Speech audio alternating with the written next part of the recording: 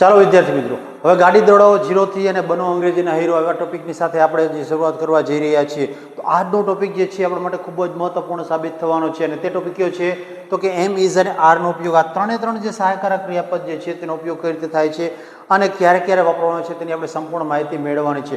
તો આજે up to date જે કોઈ પણ તકલીફ છે તેને સંપૂર્ણ નિવારવા માટે આપણે આ ટોપિકની શરૂઆત કરવા જઈ રહ્યા છીએ. ચાલો થઈ જાઓ તૈયાર અને શીખવા માટે આતુર.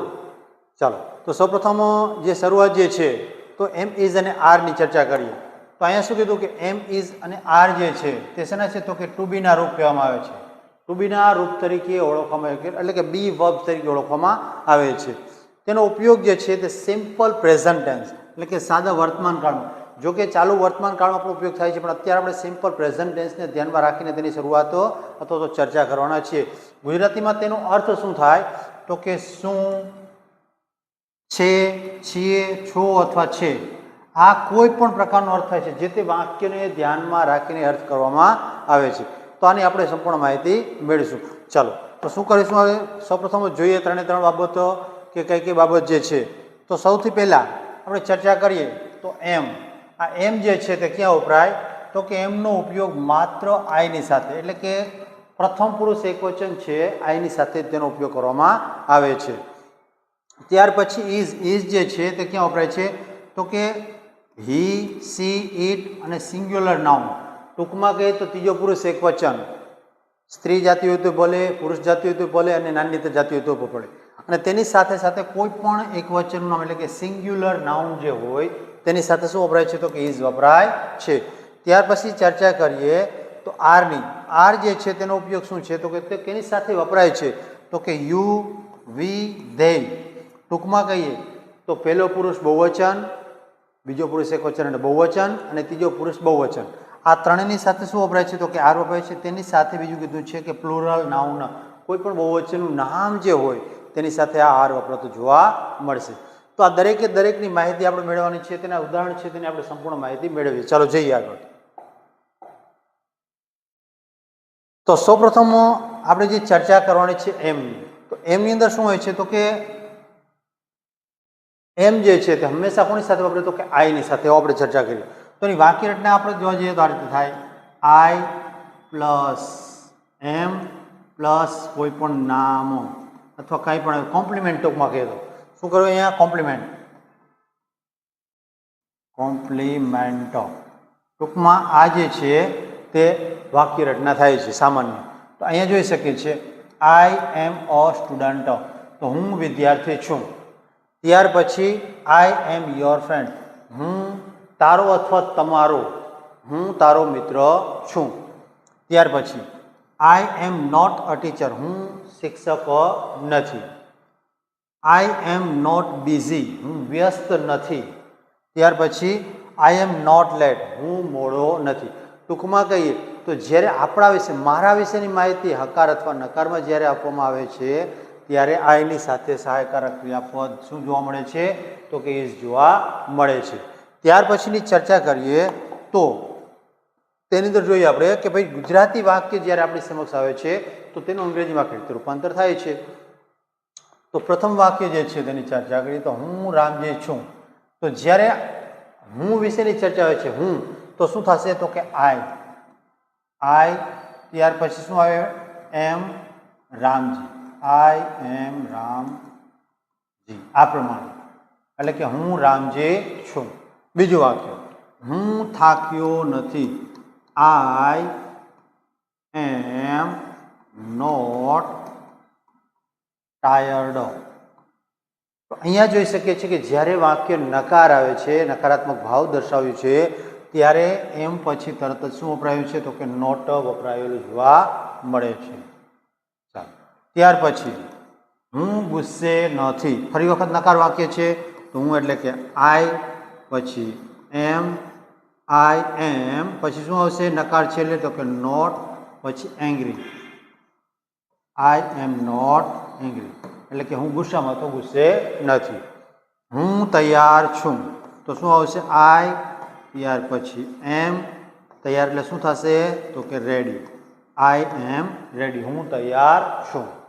ત્યાર પછી હું રાજકોટમાં છું, તો I am in Rajkot, I am in Rajkot. બરાબર. તો આ પ્રમાણે જે સિમ્પલ વાક્ય જ્યારે આપણી સમક્ષ આવે છે ત્યારે એમનો ઉપયોગ કઈ રીતે થાય છે યાદ રાખવાનું છે. અને બીજી બાબત કે આ પ્રકારના વાક્ય તમારે અવારનવાર ક્રિયાની સાથે તમે જોડતા જશો, બોલતા જશો તો અંગ્રેજી બોલવું જે છે તે એકદમ સરળ થઈ જશે. ચાલો ત્યાર પછીની ચર્ચા કરીએ તો ઇઝની ચર્ચા કરીએ. તો અહીંયા ઇઝ જે છે તે કઈ રીતે વપરાય છે તેની ચર્ચા કરીએ. તો અહીંયા શું કીધું? સી ઇઝ મનીષાબેન, તેણી મનીષાબેન છે. ત્યાર પછી ઇટ ઇઝ અ ડોગ, તે કૂતરો છે. The book is on the table, તો શું કીધું કે ચોપડી ટેબલ ઉપર છે. ત્યાર પછી હી ઇઝ નોટ હર્ષદ, તે હર્ષદ નથી. ઇટ ઇઝ નોટ બિગ, તે મોટું નથી. અહીંયા જોઈ શકીએ છીએ મિત્રો કે જ્યારે કોઈ પણ શું આવે છે તો કે હી આવે અથવા તો સી આવે છે અથવા તેની સાથે ઇટ આવે છે. તેની સાથે સહાયકારક ક્રિયાપદ શું વપરાયેલું જોવા મળે છે તો કે ઇઝ. અને ત્યાર પછી કોમ્પ્લિમેન્ટ એટલે કે કોઈ પણ શબ્દ જે છે તે જોવા મળે છે, કોમ્પ્લિમેન્ટો. બરાબર. તો આ પ્રમાણે જે આ વાક્ય રચના જે છે તે આપણને દર્શાવે છે. ચાલો હવે આ જ પ્રકારના વાક્ય જે છે તેનું ગુજરાતીમાંથી અંગ્રેજીમાં કઈ રીતે રૂપાંતર થાય તેની ચર્ચા કરીએ. તો પ્રથમ વાક્ય જે છે તો શું કીધું? તે શિક્ષક છે. હવે અહીંયા શિક્ષકોની વાત છે તો આપણે હી, સી અથવા ઇટ વાપરવાની વાત આવે તો શિક્ષક છે એટલે આપણે શું વાપરીશું તો કે હી. તો કહીએ આપણે હી અને હીની સાથે સહાયકારક ક્રિયાપદ તરીકે શું આવે તો કે ઇઝ આવે છે. He is a teacher, he is a teacher. ત્યાર પછી બીજું વાક્ય જગત મારો મિત્ર છે. તો અહીંયા જગત નામ છે તો આપણે જગતનું જગત લઈશું. જગત ઇઝ માય ફ્રેન્ડ, જગત ઇઝ માય ફ્રેન્ડ. ત્યાર પછી તે તૈયાર નથી. તો ફરી વખત તે એટલે આપણે શું કહીશું? હી અથવા સી કોઈ પણ લઈ શકીએ કેમ કે અહીંયા પુરુષવાચક કે સ્ત્રીવાચકમાં કોઈ ખ્યાલ આવે એવી સંભાવના નથી. તો હી લ્યો અથવા તો સે લ્યો. તો શું કહીશું કે હી ઇઝ અને નકાર છે તો શું કરશું આપણે? Not. He is not ready, તે તૈયાર નથી. પછી શિવજી ઘરે નથી. તો ફરી વખત નામ આવ્યું છે તો શું કહીશું કે Shivji. Shivji is not home. Home ને પણ શું આપણે Shivji is not at home કહીશું. આપણે સમય સ્થળ સૂચક શબ્દ છે એટલે આપણે એટ લઈશું. Shivji is not at home. પુસ્તક નવું નથી. તો પુસ્તક એટલે બુક અથવા તો ધ બુક ઇઝ નકાર છે તો શું મૂકીશું આપણે? Not. The book is not, નવું એટલે new. The book is not new. બરાબર. તો આ પ્રમાણે કોઈ પણ વાક્ય જ્યારે આપણી સમક્ષ આવે છે તો ગુજરાતીમાંથી અંગ્રેજી એકદમ સિમ્પલ રીતે અને સરળતાથી થઈ શકે છે. હવે આગળ વધીએ અને ચર્ચા કરીએ નહીં તો કે આરની ચર્ચા કરીએ. તો હવે આપણે આર જે છે તે કોની કોની સાથે વપરાય છે હમણાં ચર્ચા કરી. આર જે છે તે કયા કયા નામની સાથે એટલે કે સર્વનામની સાથે વપરાય તો તે નામ કયા કયા છે તો કે વી છે, પછી યુ પહેલો પુરુષ અને યુ પહેલો પુરુષને પણ એક વચન અને બહુવચન. અને ત્યાર પછી અહીંયા ચર્ચા કરીએ તો શું આવે છે તો કે ધે.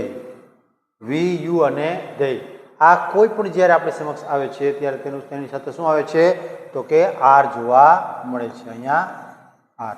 તો આ રીતે વાક્ય બને છે. જોઈએ અહીંથી પ્રથમ વાક્ય જે છે તે વી આર સ્ટુડન્ટ્સ, અમે વિદ્યાર્થીઓ છીએ. બરાબર. અમે. પછી ધે આર પ્લેઇંગ, તેઓ રમી રહ્યા છે, અત્યારે ક્રિયા ચાલુ છે. પછી યુ આર નોટ લેટ, તમે મોડા નથી. ત્યાર પછી વી આર નોટ ટાયર્ડ, અમે થાક્યા નથી. પછી the dogs are not on the table, કૂતરાઓ ટેબલ ઉપર નથી. તો જ્યારે જોઈ શકીએ છીએ અહીંયા આ બહુવચન આવ્યું છે તો આર વપરાય છે, વી આવ્યું છે તો એની સાથે આર છે, યુની સાથે આર છે, ધેયની સાથે પણ આર છે અને વીની સાથે ફરી વખત આર. તો અહીંયા આર કોની સાથે વપરાય છે તેની આપણે ચર્ચા કરી. આ પ્રકારના વાક્ય જે છે તે થાય છે. હવે ગુજરાતી વાક્ય જે છે તેનું અંગ્રેજીમાં રૂપાંતર કરીએ તો અહીંયા આપણી પાસે વાક્ય આપેલા છે, તેઓ મારા મિત્ર છે. સો ને છે, શું છે અહીંયા? તેઓ મારા મિત્ર છે. તો અહીંયા શું કહીએ કે તેઓ એટલે કે ધેય, અને છે એટલે શું થશે તો કે આ ધે આર માય ફ્રેન્ડ્સ. અહીંયા આપણે મિત્રો કરીશું, તેઓ મારા મિત્રો છે એટલે કે they are my friends.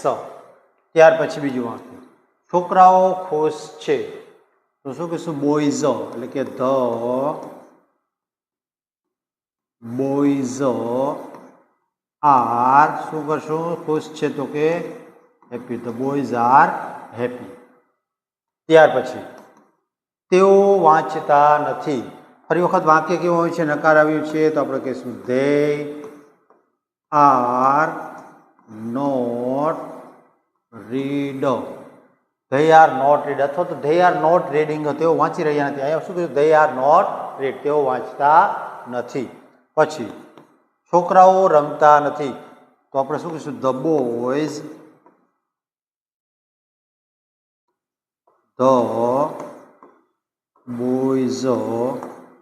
R not play. છોકરાઓ રમતા નથી. પછી પુસ્તકો કબાટમાં છે. તો શું કહીશું? કે books are in the cupboard.